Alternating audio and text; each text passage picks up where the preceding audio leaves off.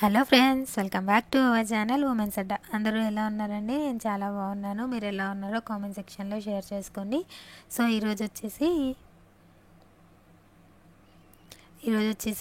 నాగార్జున సాగర్ వెళ్ళాము. మేము కొంచెం లేట్ అయిందండి వీడియో, అది మాత్రం మీతో షేర్ చేసుకుందాము అనుకుంటున్నాను.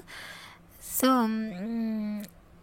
ఇది ట్రావెలింగ్లో మార్నింగ్ 9:30, 10 కల్లా బయలుదేరాము. మేము ఒక 2 అవర్స్ పట్టింది హైదరాబాద్ నుంచి.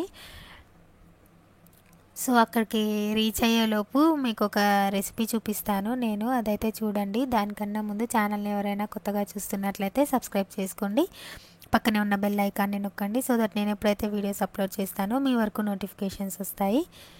ఇప్పుడైతే రెసిపీ చూద్దాం.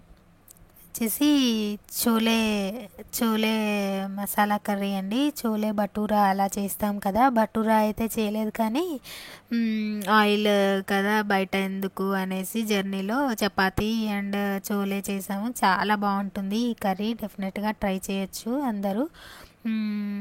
ఫస్ట్ వచ్చేసి చోలే నేను నైట్ నానబెట్టేసుకున్నానండి. నానబెట్టేసుకొని మార్నింగ్ వాటిని ఒక విజిల్ కొరకు కుక్కర్లో పెట్టాను. సాల్ట్ అండ్ పసుపు వేసి ఒక్క విజిల్ చాలు, నానిపోయి ఉంటాయి కాబట్టి ఒక విజిల్లో ఉడికిపోతుంది మనకు. సో అది కుక్కర్లో పెట్టేసుకున్నాక మనము నెక్స్ట్ వచ్చేసి ఆనియన్ పేస్ట్ చేసి పెట్టుకోవాలి. So onion and tomato paste చేసి పెట్టుకున్నాను నేనైతే గ్రేవీ కోసము. మీరు అవి ఎక్కువ కావాలి అనుకుంటే ఎక్కువ వేసుకోండి, దాంతోనే కర్రీ వస్తుంది క్వాంటిటీ. సో ఆయిల్ పెట్టేసుకొని మసాలా కొంచెం చెక్క లవంగా అవి వేసుకున్నాను, జీలకర్ర అవి వేసేసుకున్నాను. ఈ ప్యూరీ వేసుకోవడం వల్ల గ్రేవీ లాగా వస్తుంది అనమాట. మనం కట్ చేసి వేసుకుంటే వేరేలా వస్తుంది, ఇది గ్రేవీ ఇలా ప్యూరీలా ఉంటుంది. సో పచ్చిమిర్చి వేసాను. నెక్స్ట్ వచ్చేసి ఆనియన్ పేస్ట్ వేసాను. ఇది కొంచెం మగ్గిన తర్వాత వెంటనే వేసేసుకోవచ్చు. యాక్చువల్గా ఒక 2 మినిట్స్ అవగానే నేను టమాటో ప్యూరీ కూడా వేసేసాను. ఇది భటూరా అంటే నార్మల్గా ఐడియానే ఉండుంటుంది కదండి, కొంచెం పూరీ టైపే కానీ అందులో కొంచెం మందంగా చేసి అందులో రవ్వ వేస్తారు. ఇంకా ఆయిల్ ఫుడ్ ట్రావెలింగ్లో జర్నీలో ఎందుకు ఇంకా బయట అనేసి. అండ్ చల్లగా అయిపోతే కూడా పూరి ఆయిల్ ఫుడ్ తినలేం కదా, పూరి వేడిగానే బాగుంటుంది. సో నేనైతే పూరి ఏం చేయలేదు. సో ఇది తీసుకొని మేమైతే వెళ్ళాము. టిఫిన్ కూడా కార్లోనే చేసేసాము. ఇది చేసేసుకొని వెళ్ళిపోయాము, అక్కడ ఏం దొరుకుతుందో లేదో అన్నట్టు. నెక్స్ట్ వచ్చేసి కొంచెం జింజర్ గార్లిక్ పేస్ట్ వేసానండి. పేస్ట్ వేసినాక పసుపు వేసాను కొంచెము, దాని తర్వాత టమాటో ప్యూరీ కూడా వేసేసుకున్నాను. ఇది కొంచెం ఒక 2-3 మినిట్స్ అలా బాయిల్ అయినాక మనము కారము అండ్ మసాలా ఏదైతే వేసుకుంటామో అవన్నీ వేసుకోండి. నేను చోలే మసాలా కూడా వేసాను, ఆ క్లిప్ మిస్ అయినట్టుంది యాక్చువల్గా. కొంచెం సాల్ట్ మసాలా, మీరు ఏదైనా చోలే మసాలా లేకపోయినా మీరు నార్మల్గా గరం మసాలా కొంచెము ధనియాల పొడి అలా వేసేసుకోండి, బాగుంటుంది. లేదా ఏదైనా చాట్ టైప్ ఉంది అన్నా అది కూడా వేసుకోవచ్చు. ఇలా గ్రేవీ కర్రీ చపాతీకి అండ్ ఈ భటూరా పూరీకి ఇలాంటి చాలా బాగుంటుందండి ఈ కర్రీ అయితే. సో అదంతా కొంచెం ఫ్రై అయినాక పచ్చివాసన పోయే వరకు ఉన్నాక మనం ఒక విజిల్ తీసి పెట్టుకున్నాం కదా, ఒక విజిల్ సరిపోతుంది. అవి ఆ భటూరా వాటర్తో పాటు వేసేస్తున్నాను, అంటే కొన్ని వాటర్ పెట్టాను నేను. సో ఆ వాటర్తో పాటు వేసేస్తున్నాను. మనకు బాయిల్ అయినాక చిక్కగా దగ్గరకు వచ్చేస్తుంది అది. అందులో నేను నానబెట్టిన కొన్ని ఉంచేసాను, ఎక్కువ అనిపించాయి నాకు. సో నేను కొన్ని ఉంచేసాను, స్నాక్ టైప్ నార్మల్గా తినడానికి ఉంటుంది కదా అనేసి అలా ఉంచేసాను నేను కొన్ని. సో ఇలా ఇవి కూడా వేసుకున్నాక ఇంకొక 5 మినిట్స్ అలా ఉడకనిచ్చి కొత్తిమీర అది వేసుకొని ఉడకనివ్వండి, ఆ ఫ్లేవర్ బాగా పడుతుంది. సో ఇలా కొంచెం లిక్విడ్గా ఉంది కదా, కొంచెం దగ్గర పడుతుంది మనకు ఉడికినాక, అంత లోపలికి చోలేలోకి చాలా బాగా వస్తుంది టేస్ట్. కొత్తిమీర అది వేసేసుకొని బాయిల్కి ఒక 5 మినిట్స్ పెట్టుకోండి. నెక్స్ట్ వచ్చేసి ధనియాల పొడి అండ్ చోలే మసాలా అన్నాను కదా, అది వేసానండి నేను. చోలే ఎంటీఆర్ది అలా బయట దొరుకుతుంది మనకు, నా దగ్గర ఉండింది. సో అది యూజ్ చేశాను. లేకపోయినా ఏం పర్వాలేదు, చాలా బాగా వస్తుంది టేస్ట్ అలా కూడా. సో ఇక్కడ ఇంట్లోనే తినేయచ్చు యాక్చువల్గా. ఆల్రెడీ 9:30, 10 అలా అయింది. సో మేము కార్లోనే ఎక్కడికైనా బయటికి దూరం వెళ్ళాలంటే ఇంతే అండి, ఇంకా కార్లోనే ఆర్యన్కి తినిపించేస్తాను. రాము అక్కడ ఒక 5 మినిట్స్ ఆగినా ఆగకున్నా ఇంకా అలా తింటూ వెళ్ళిపోతాము. లేట్ అవుతుంది కదా ఇంట్లో తినడము అలా అనేసి ఇలా చేస్తాము. ఆర్యన్ చూసారా, వాడు అలవాటు అయిపోయి నేను చెప్పేదే చెప్తున్నాడు, లైక్ చేయండి, షేర్ చేయండి అని వీడియోలో. ఇది వచ్చేసి ఇంకా మేము దగ్గర వరకు వెళ్ళిపోయాము, దగ్గర వరకు వచ్చేసాము. ఒక 2 అవర్స్ అయితే పట్టిందండి మాకు.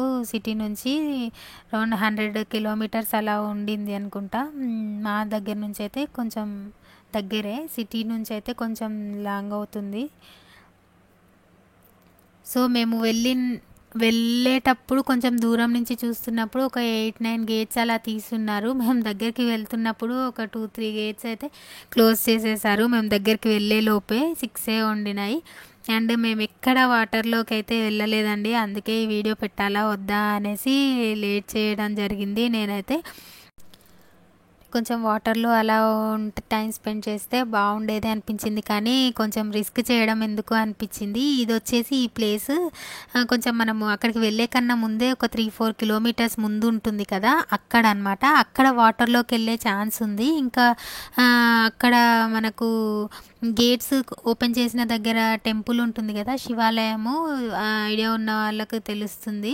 అక్కడ మాత్రం క్లోజ్ చేశారండి, అంటే ఫ్లో ఎక్కువ ఉంది కదా, అక్కడ మాత్రం వెళ్ళనివ్వట్లేదు వాటర్లోకి. ఈ 3-4 కిలోమీటర్స్ ముందున్న దగ్గరే వెళ్తున్నారు. బట్ అక్కడ జస్ట్ వాటర్లో అందరూ అలా ఉండి ఆడడము ఇట్లా ఉన్నారు. సో ఎందుకు రిస్క్ చేయడము, వాటర్లో నుంచి అంటే స్ప్రెడ్ అవుతుందో లేదో నాకు ఐడియా లేదు, కానీ అక్కడే వాటర్ అక్కడే స్టేబుల్గా ఉన్నాయి, అక్కడే అందరూ అలా ఉన్నారు కాబట్టి ఇంకా వాటర్ని టచ్ చేసినా కూడా ఎందుకు రిస్క్ అని నాకైతే అసలు మేము వాటర్లో ఎక్కడా చేయి పెట్టలేదు.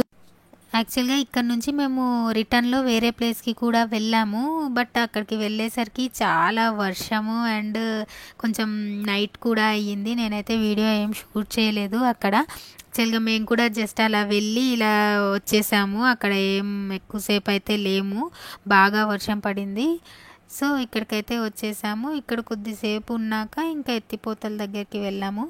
అక్కడైతే ఇంకా కనీసం ఇంకా ఫొటోస్ తప్ప నేను వీడియోస్ ఏం తీయలేదండి, ఇంకా డిస్టెన్సింగ్ అట్లా, అందుకే కొంచెం ఎక్కువ వాటర్లో కూడా ఎక్కువ లేదు. బట్ మంచిగా వెదర్ ఆ రోజు కొంచెం కూల్గానే ఉందండి, మరీ ఎండ లేదు, బాగానే కూల్గా ఉంది. ఆఫ్టర్నూన్కి వర్షం కూడా పడింది. ఇంకా ఎత్తిపోతలు అంటాం కదా, ఆ ఏరియాలో కూడా ఎక్కువ మంది వాటర్లోకి, చాలా తక్కువ మందే ఉన్నారు యాక్చువల్గా. ఇంకా ఉన్న వాళ్ళల్లో కూడా కిందికి వెళ్ళి వాటర్లోకి వెళ్ళిన వాళ్ళు చాలా తక్కువ మంది.